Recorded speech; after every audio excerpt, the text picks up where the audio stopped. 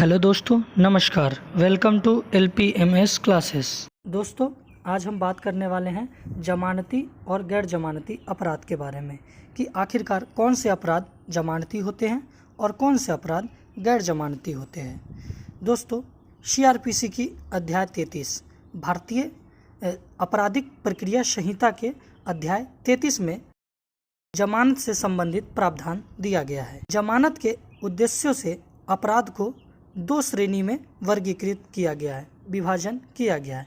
पहला जमानती अपराध और दूसरा गैर जमानती अपराध। CRPC की धारा 2 क के अंदर परिभाषा दिया गया है कि जमानती अपराध को ऐसे अपराध के रूप में परिभाषित करता है जिसे संहिता की पहली अनुसूची में जमानती के रूप में वर्गीकृत किया गया है, लिखा गया है, या वर्तमान में लागू किसी अन्य कानून द्वारा जमानती बनाया गया है। दूसरी ओर गैर जमानती अपराध किसी अन्य अपराध को संदर्भित करता है जो जमानती के श्रेणी के अंतर्गत नहीं आता है। ठीक है जी। आगे इसमें देखते हैं कि प्रथम अनुसूची में वर्गीकरण क्या क्या किया गया है, जैसे कि हमने पीछे देखा। तो पहला इसमें बताया गया भारतीय दंड संहिता के तहत, पहली अनुसूची में भारतीय दंड संहिता के तहत अपराधों के वर्गीकरण की रूपरेखा दी गई है और पहली अनुसूची के कॉलम 5 में यह निर्दिष्ट किया गया है कि अपराध जमानती है या नहीं। कहाँ किया गया है? CRPC के अंदर प्रथम अनुसूची है, उसमें वर्गीकरण किया गया है और इसके कॉलम 5 में बताया गया है कि अपराध जमानती है या नहीं। दूसरा देखते हैं अन्य कानूनों के विरुद्ध अपराधों का वर्गीकरण। पहली अनुसूची IPC के अलावा अन्य कानूनों के तहत अपराधों से संबंधित है। 3 साल या उससे अधिक की सजा वाले अपराधों को गैर जमानती के रूप में वर्गीकृत किया गया है।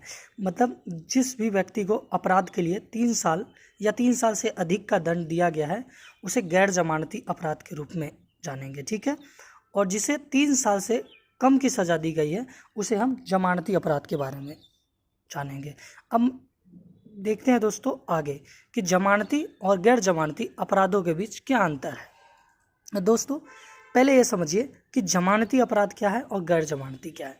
तो जमानती अपराध वो होते हैं जिसमें आपको जमानत दे दिया जाता है।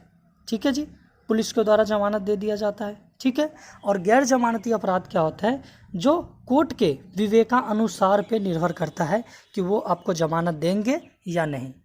आपको एक एक लाइन में समझ में आ गया कि जमानती अपराध उसे कहते हैं जिसमें आपको जमानत दे दी जाती है। ठीक है। और एक चीज़ और याद रखेंगे कि अगर आपकी सज़ा किसी भी अपराध में 3 साल से कम की है तो आपको जमानत मिल जाएगा।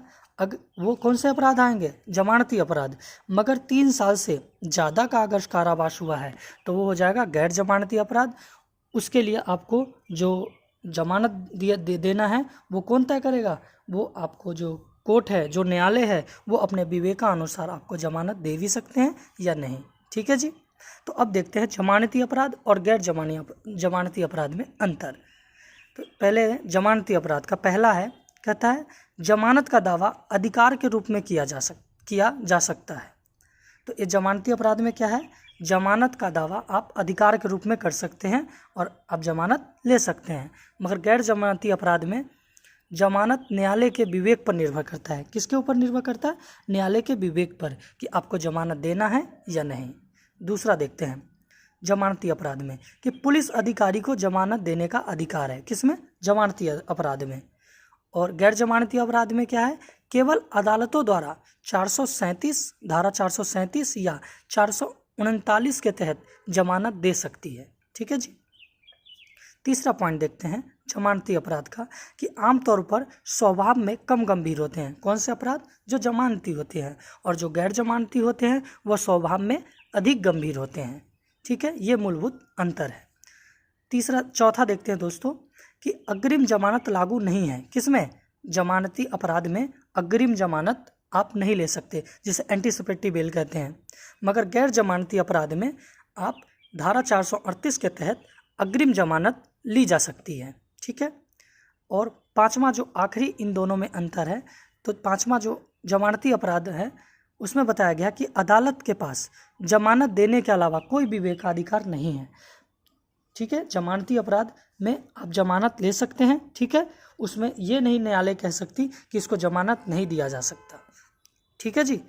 इसमें जमानत आपको दिया जाएगा, इस पर कोई भी विवेक का इस्तेमाल कोर्ट नहीं करेगी। वहीं गैर जमानती अपराध में न्यायालय न्यायिक सिद्धांतों के आधार पर विवेक का प्रयोग करता है, ठीक है। तो आपको ये समझ में आया होगा। आप ज़रूर बताइएगा कि आपको यह लेक्चर कैसा लगा, जिससे कि और अच्छे से आपको दूसरे लेक्चर समझाने की प्रयत्न करेंगे। तो मिलते हैं एक नए वीडियो के साथ अगले लेक्चर में। तब तक के लिए आप अपना ध्यान रखिए। जय हिंद।